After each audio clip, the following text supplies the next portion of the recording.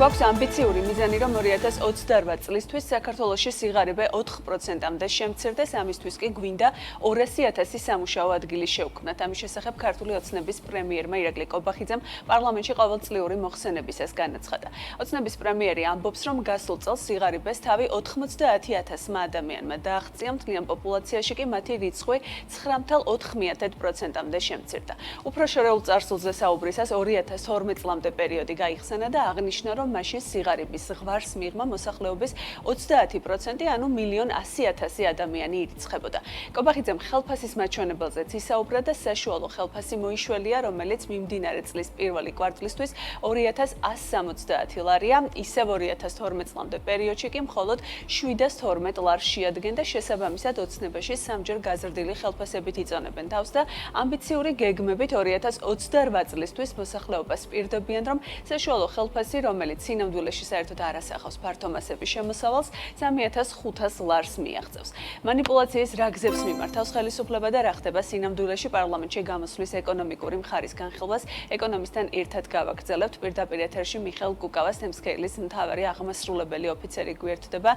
მიშა დილომშვიდობისა, მადლობა რომ გვერდთვებით გადაცემაში და პირველ რიგში მინდა ზოგადი შეფასებით დავიწყოთ იმ გამოსვლით, რაც იმ განცხადებებით, რაც მოვისმინეთ პრემიერ კობახიძისგან, 9,4%-მდე შემცირებული სიღარიბე რამდენად რეალისტურია და ეს არის უბრალოდ არ ვიცი, რიცხვებით მანიპულაცია თუ რეალურად ამდენად ასეთივე გაუმჯობესება გვაქვს ბოლო წლების განმავლობაში. როგორია თქვენი შეფასება? დილომშვიდობისათია. სიღარიბე ნამდვილად მცირდება და ეს ბუნებრივი ასეც უნდა იყოს, იმიტომ რომ წლიდან წლამდე, როდესაც გაქვს ეკონომიკური ზრდა, ხადია სიღარიბე მცირდება, მაგრამ აქ კრიტიკული კითხვაა, რის ხარჯზე მცირდება სიღარიბე. ჩვენ ვხედავთ სოციალურ გასაცემლებს, რომელიც იზრდება წლიდან წლამდე და ბიუჯეტის უზარმაზარი ნაწილი ხარჯება ამაზე. ინგლისურში არის ასეთი ანდაზა. სახლს ცეცხლი გაუკიდო იმისთვის, რომ გოჭი შეწვაო. რაც ასახავს იმას, თუ რა ფასად შეიძლება მიაღწიო თქვათ რაღაცას. ჩვენ შეიძლება სიღარიბე 9%-მდე კი არა შევამციროთ, ანუ დავიყვანოთ რაღაც მინიმალურ მაჩვენებლებამდე ამ ქვეყანაში, თავარია რის ფასად. ანუ სიღარიბე მცირდება, როდესაც სოციალური გასაცემლები იზრდება. მაშინ, როდესაც ეს აკლდება ქვეყნის განვითარებისთვის უმნიშვნელოვანეს მიმართულებებს, როგორც არის ინფრასტრუქტურა, რის გამოც უამრავი ინვესტორი არ შემოდის ამ ქვეყანაში და იმ პირობებში, რომ ქონოდა უკეთესი ინფრასტრუქტურა, შემოვიდოდა გაცილებით მეტი, იმიტომ რომ არის რაღაც რაც მთავრობამ უნდა გააკეთოს და არა კერძო სექტორმა, ხო? მაგალითად გზის გაკეთება და ხიდების, თქვათ, გაყვანილობის, თქვათ, წყალგაყვანილობის და ასე შემდეგ. ეს არის ისეთი პრობლემები, რაც უნდა მოაგვაროს მთავრობამ იმისთვის, რომ შემდეგ შესაძლებელი გახადოს პირდაპირ უცხოური ინვესტიციების გაკეთება. ხო, ანუ ეს ამას ჩვენ კარგად უნდა დავინახოთ, რის ხარჯზე, აი ეს ამიტომ მომხავს ეს მაგალითები, რის ხარჯზე მცირდება სიღარიბე. რატომ ვერ ხდება ასახვა მოსახლეობაში ამ მასშტაბის ეკონომიკური ზრდის? ეს როგორ უნდა იყოს ინკლუზიური უფრო მეტად და მასებზე როგორ უნდა გავრცელდეს და დღეს რა სურათი გვაქვს ამ ნაწილში? როგორ ნაწილდება ეკონომიკური ზრდა ჩვენ შემთხვევაში? აი ეს ეგრეთ წოდებული დალეკვის ეფექტი, trickle down-ი, რაც არის ძალიან დაბალია საქართველოში და დაბალია რატომ? რატომ არ არის თათი ინკლუზიური ეს ეკონომიკური ზრდა? იმიტომ რომ მოსახლეობის უზარმაზარი ნაწილი შრომის ბაზარზე არ არის აქტიური და ვერ არის აქტიური, იმიტომ რომ არ აქვს შესაბამისი უნარები, ვერ გადაეწყო წლების მანძილზე და უშლის შესაბამისად ხელს აი ეს უნარები ამ ადამიანებს იმაში, რომ დასაქმდნენ და მიიღონ შემოსავალი საკუთარი შრომით. ამიტომ არის სოფლის მეურნეობაში მოსახლეობის თითქმის 50% დასაქმებული რაც ქმნის მთლიანი შიდა პროდუქტის 10%-ზე ნაკლებ, ხო? და ეს არის ანუ ის რომ ერთი ეს უნარები, მეორე ის რომ ქვეყანა არ არის მიმზიდველი დანარჩენი მსოფლიოსთვის და შესაბამისად ვერ იყენებს აი ამ შესაძლებლობას, რასაც გეოგრაფიულად გაცილებით უფრო ხელსაყრელი მდებარეობის სხვა ქვეყნები იყენებენ და გამოიყენეს ძალიან ხელსაყრელად აი ეს პირდაპირ უცხოური ინვესტიციები იმისთვის რომ გაეზარდათ ეკონომიკა, საფრთხე ეკონომიკა და ეკონომიკის ზრდა ცხადია ნიშნავს დასაქმების ზრდა, შემოსავლების ზრდას ეკონომიკაში არ არის საქართველო მიმზიდველი ქვეყანა. მიუხედავად იმისა, ჩვენ რას უყვებით საკუთარ თავს, ჩვენს ლამაზ ბუნებაზე და ვთქვათ, რაც ანუ იმ მიმზიდველობაზე, რომელსაც ჩვენ ვხედავთ, მაგრამ ვერ ხედავენ ქვეყნის გარეთ. პირველ რიგში იმის გამო, რომ გვაქვს უკაცრავად, პირველ რიგში იმის გამო, რომ გვაქვს ესეთი სერიოზული პრობლემები ქვეყნის შიგნით და ვთქვათ, ეს არის სასამართლო სისტემის თავისუფლება, ეს არის ის რომ ვთქვათ, ეს მუშახელი და ასე შემდეგ. ჯამში როცა ვამბობთ 90,000-მა ადამიანმა დააღწია სიღარიბეს თავი, რა იგულისხმება რეალურად, რა ტიპის საპნის ბუშტზე შეიძლება ვსაუბრობდეთ, რა გვაქვს რეალობაში? ეს ადამიანები უბრალოდ ამოვიდნენ ამ მაჩვენებლიდან და ჯამში გაუმჯობესდა ცხოვრების დონე თუ სინამდვილე სად არის ამ ყველაფერში, სადაც ვიმყოფებით? დათია, ერთი არის ის რომ გაიზარდა დასაქმება საჯარო სექტორში და ჩვენი საჯარო სექტორი არის იმაზე გაცილებით დიდი, ვიდრე ამ ზომის ეკონომიკა შეუძლია ზიდოს. ეს არის მათ შორის აიპებში დასაქმებული ადამიანები ადგილობრივ თვითმმართველობებში და რაც ვთქვათ, არის პროცენტულად, ხო, აი კერძო სექტორთან ჩვენ გვაქვს ერთ-ერთი ყველაზე უარესი მაჩვენებელი, ერთ-ერთი ყველაზე უარესი პროპორცია კერძო სექტორში და საჯარო სექტორში დასაქმებულების.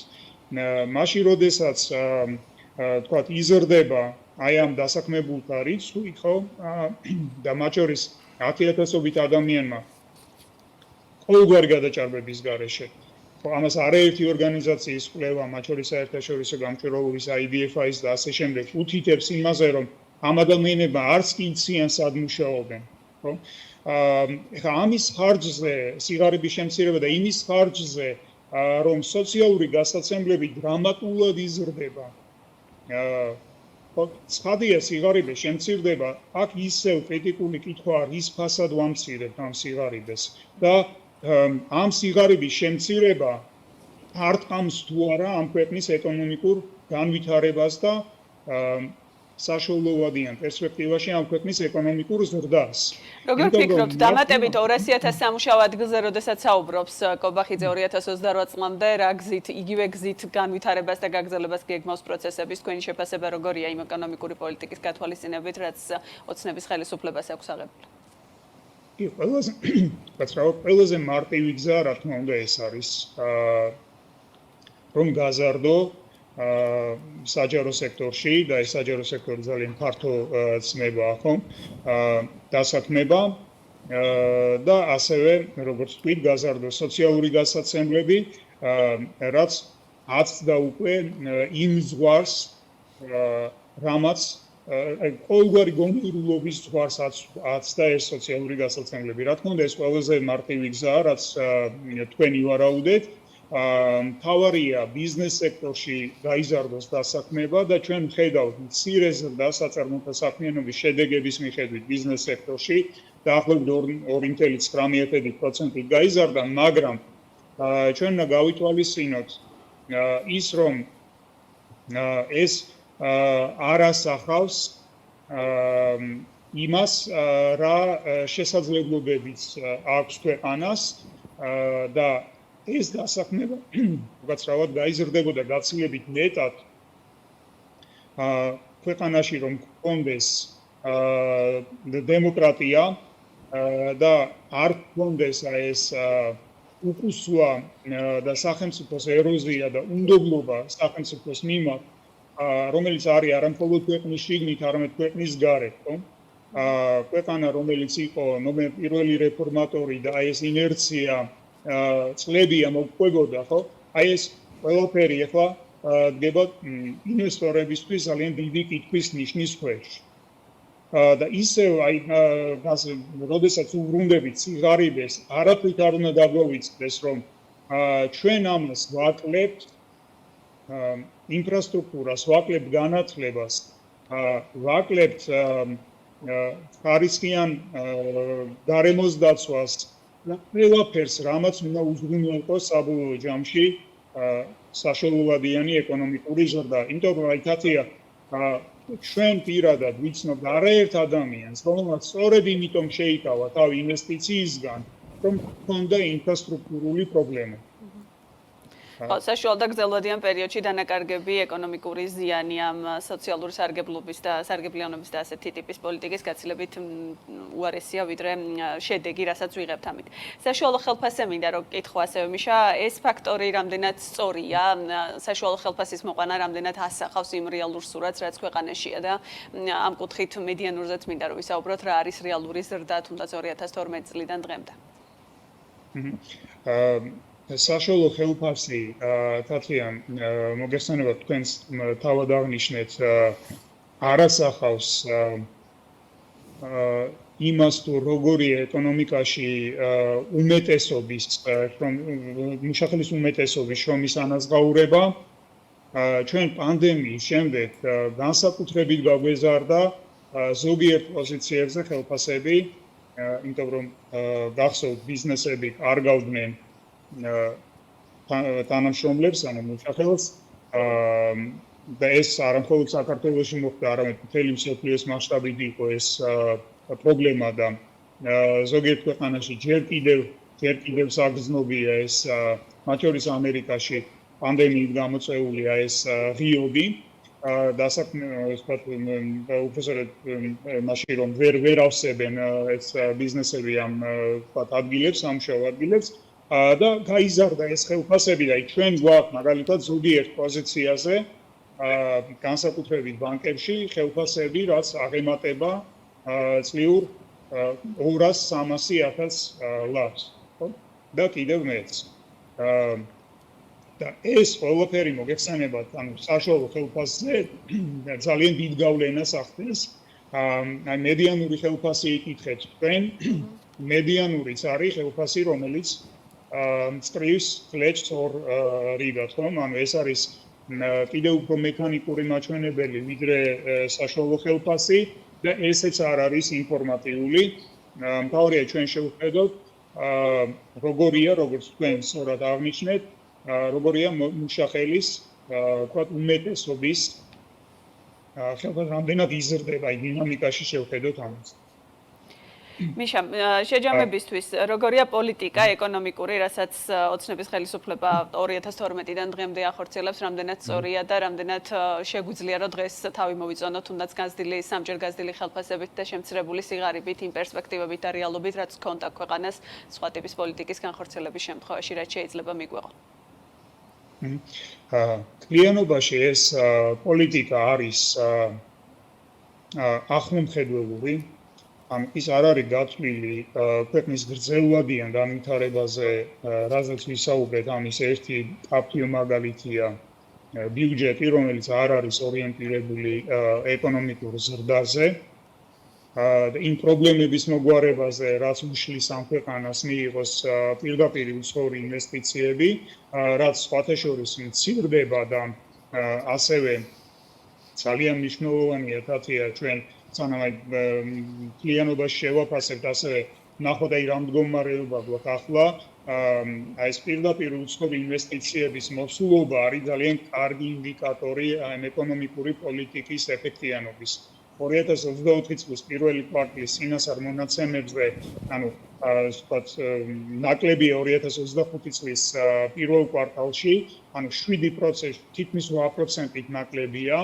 და კლება ძალიან საინტერესოა, რომ განპირობებულია სააქციო კაპიტალის და სავალო ვალდებულებების მაჩვენებლის შემცირებიდან. როდესაც ეკონომიკურ 2012 წლიდან განხორციელებულ ეკონომიკურ პოლიტიკაზე ვსაუბრობ, აუცილებლად უნდა ვნახოთ აი სად მივედით. და აი 12-13 წლის თავზე სად ვართ, ხო? ჩვენ ვართ იმ მდგომარეობაში, როდესაც ბიზნესები აღარ იწყებენ, არ იღებენ გრძელვადიან ვალდებულებებს და ჩვენ ვხედავთ სააქციო კაპიტალის კლებაში მაგალითად ვხედავთ ამას და სავალო ვალდებულებების შემცირებაში ვხედავთ, რომ კომპანიები თავს იკავებენ გაფართოებისგან, აი ეს არის შედეგი აი ამ დასავლეთისგან იზოლაციის, რაც დაიწყო 2019 წლიდან და რუსეთთან დაახლოების და ჩვენ გქონდა აი ამ პოლიტიკის შედეგია ასევე რომ ჩვენ გქონდა რუსული ზურგის ქარი და რუსული ზურგის ქარზე გაზრდილი მოხმარება და ამით სიამაყე და კმაყოფილება რომ ესეც არის ამ ეკონომიკური პოლიტიკის განუყოფელი ნაწილი და იცით აი საქართველოში ზურგის ქარს ველად კაი ქარს ეძახდნენ ესეთი ფრაზა სიტყვა იყო კაი ქარი და ეს ზურგის ქარი ვერ იქნება კაი ქარი, აი ის რითიც იწონებს